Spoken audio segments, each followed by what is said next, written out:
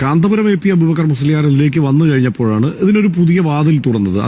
A P Abubakar Musliyar ഇത് ആദ്യമായല്ല ഇത്തരമൊരു വിഷയത്തിൽ ഇടപെടുന്നത്. ഇപ്പോൾ സിദ്ദിഖാപ്പന്റെ പ്രശ്നം വന്നപ്പോൾ മുഴുവൻ സംഘടനകൾ, ഇപ്പോൾ മുസ്ലിം ലീഗ് പോലും ആ ഘട്ടത്തിൽ കൃത്യമായ ഒരു നിലപാടെടുക്കാൻ അറച്ചു നിൽക്കുന്ന ഘട്ടത്തിൽ അത് കോൺഗ്രസ് നേതാവ് കെ പി നൌഷാദ് അലിയാണ് ആദ്യമായി ഒരു ആക്ഷൻ കൗൺസിൽ രൂപീകരിക്കാനുള്ള ശ്രമം നടത്തുകയും ഒരു നീക്കവുമായി മുന്നോട്ട് പോവുകയൊക്കെ ചെയ്യുന്നത്.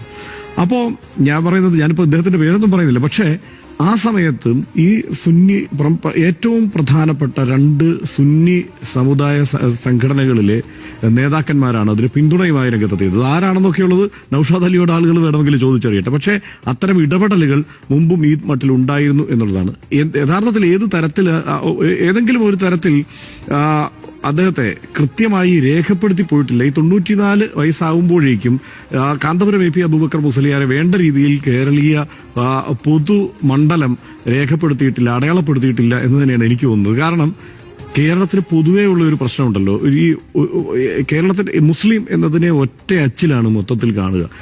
ഈ സംഭവം നടക്കുമ്പോൾ ഞാനിങ്ങനെ ആലോചിക്കായിരുന്നു, സോഷ്യൽ മീഡിയയിലെല്ലാം കാന്തപുരം എ പി അബൂബക്കർ മുസ്ലിയാരെ ചീത്ത വിളിക്കുന്ന ഒരു സമൂഹമുണ്ട്, ഒരു സംഘമുണ്ട്. അതായത് മുസ്ലിം പേരുകാരായ ആളുകൾ തന്നെയുണ്ട്. പക്ഷെ ഇതിനെല്ലാം ഒരുമിച്ചാണ്, ഒറ്റയടിക്കാണ് ഈ ആളുകൾ നോക്കി കാണുക എന്നുള്ള പ്രശ്നം കേരളീയ സമൂഹത്തിലുണ്ട്. നമ്മളിപ്പോൾ വളരെ ഉദാരമായി തുടക്കത്തിൽ വെച്ചതുപോലെ ഗംഭീരമായ മാതൃക കേരളം കാട്ടിക്കൊടുക്കുമ്പോഴും ഒക്കെ ഇങ്ങനെ കൂടി കേരളത്തിൽ സംഭവിക്കുന്നുണ്ട് എന്നുള്ളത് നമുക്ക് പറഞ്ഞു പോകാതിരിക്കാൻ കഴിയില്ല. ഇതിനകത്ത് ഇനിയിപ്പോ അങ്ങോട്ട് നമ്മളിപ്പോ ഇത് പറഞ്ഞു നിർത്തുമ്പോൾ ഈ ചർച്ച RDX അവസാനിപ്പിക്കുമ്പോൾ നാളെ മുതൽ അങ്ങോട്ട് ഭയങ്കരമായിട്ടുള്ള കാര്യങ്ങളായിരിക്കും വരിക. അതായത് ആരൊക്കെ ഇടപെട്ടു, ഇദ്ദേഹമല്ല ഇടപെട്ടു എന്നുള്ള ഒരു വലിയ ചർച്ചകളും വിദ്വേഷ പ്രചാരണമൊക്കെ ഞാനിപ്പോ തന്നെ സോഷ്യൽ മീഡിയയിലൊക്കെ കണ്ടു. അതൊക്കെ ഉണ്ടാകും. പക്ഷെ അതിനകത്ത് എപ്പോഴും ഓർക്കേണ്ടുന്ന ഒരു കാര്യം, അതായത് സർക്കാർ സംവിധാനങ്ങൾ ആയതുകൊണ്ടാണ് ഇടപെടുന്നത്.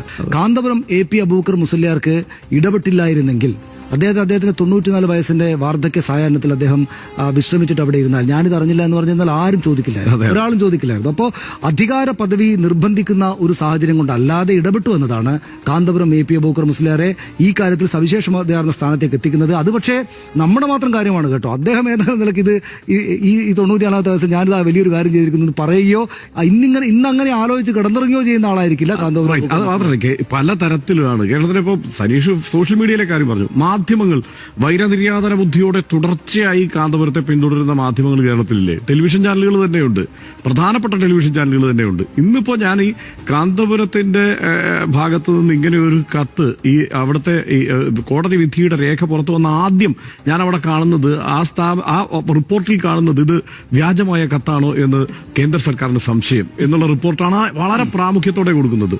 പരമാവധി ഇതിൽ കാന്തപുരത്തിന്റെ ഇടപെടൽ ഒഴിവാക്കി